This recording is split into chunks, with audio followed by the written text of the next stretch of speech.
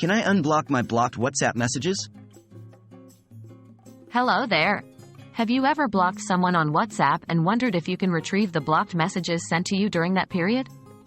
Well, the short answer is no. Unfortunately, once a contact is blocked, all messages they send during that time will be lost.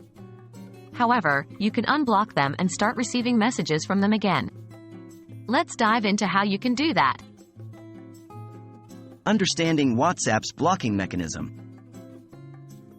Before we go further, let's understand how WhatsApp's blocking mechanism works.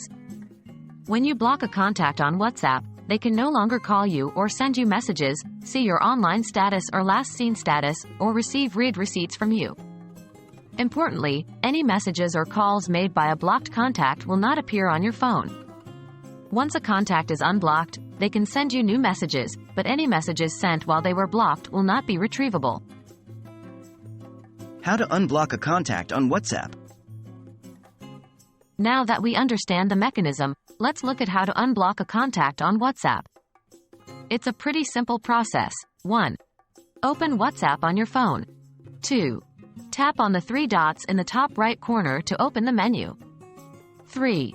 Select Settings, then Account, and then Privacy. 4.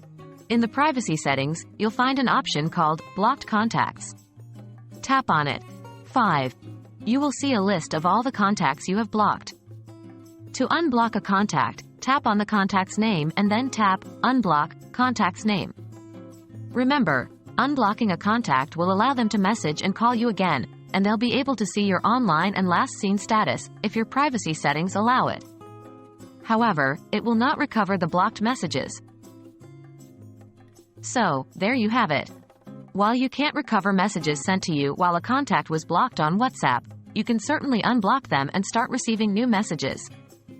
Hopefully, this guide has helped clarify the process of unblocking contacts on WhatsApp and understanding its blocking mechanism.